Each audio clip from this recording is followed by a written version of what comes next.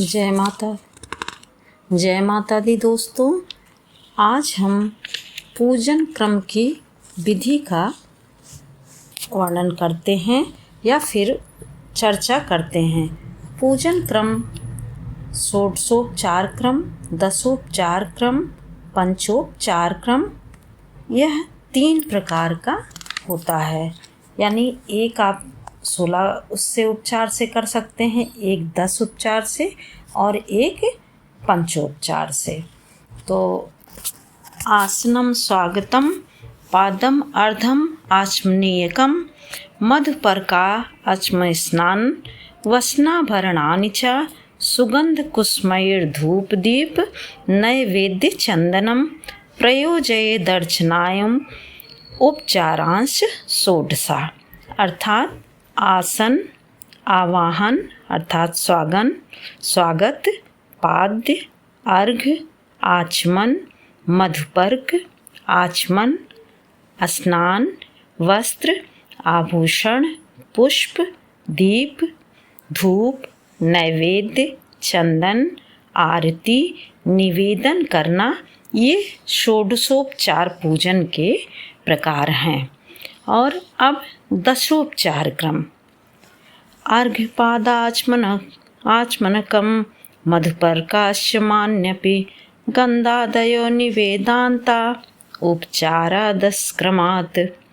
अर्घ्य, पाद्य, आचमन, मधुपर्क, आचमन, गंध, धूप, दीप, नैवेद्य, आरती, निवेदन करना आदि दशोपचार पूजन के प्रकार हैं। पंचोपचार क्रम।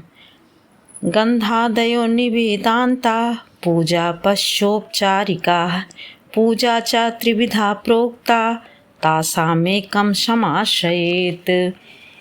गंध, अक्षत, पुष्प, धूप, नैवेद्य, आरती और निवेदन करना, ये पंचोपचार पूजन के क्रम कहे गए हैं।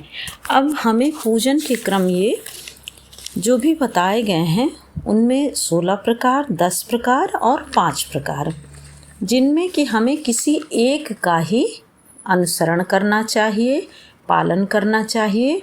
और ये जो पंचोपचार क्रम है यह सबसे सरल होता है, तो इसे हमें अपनी पूजा में अनुसरण करना चाहिए। इसी के क्रम के अनुसार पूजा करना चाहिए।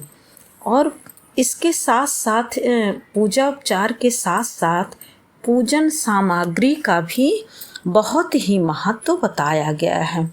हर चीज़ का अपना अपना महत्व है। जो भी वस्तुएं हम माता जी को या फिर किसी भी देवी देवता को अर्पण करते हैं उनका अलग अलग महत्व है और उनसे अलग अलग मनोकामनाओं की पूर्ति होती है और उनसे अलग अलग मान, पद, प्रतिष्ठा, संपन्नता आदि प्राप्त होती है।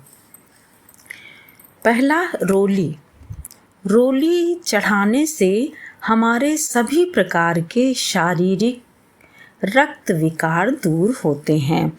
अर्थात जो भी हमारे शरीर में विकार होते हैं वह दूर होते हैं। अक्षत से हमारे धन की वृद्धि होती है। कहते हैं कि जो भी अक्षत चढ़ाता है उसके एक एक कण जैसे जैसे प्रभु पर पड़ते हैं उसी तरह से उनके धन की वृद्धि भी बढ़ती जाती है। इस प्रकार से हमें प्रतिदिन अपनी पूजा में अक्षत का प्रयोग करना चाहिए। और ज़रूरी नहीं है कि सभी देवी देवताओं को चढ़ता है, जिसको नहीं चढ़ता है उसको जो भी चीज़ मना है उसे हम नहीं चढ़ाते हैं।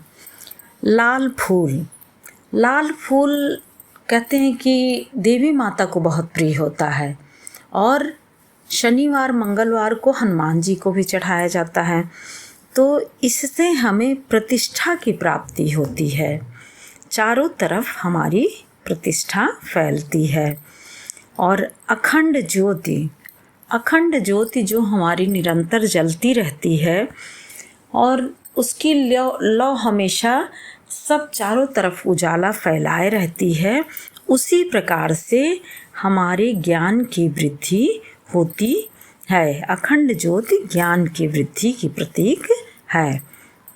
लौंग इलायची वो भी जो है ज्ञान की वृद्धि करती रहती है और रोग भी उससे दूर होते हैं।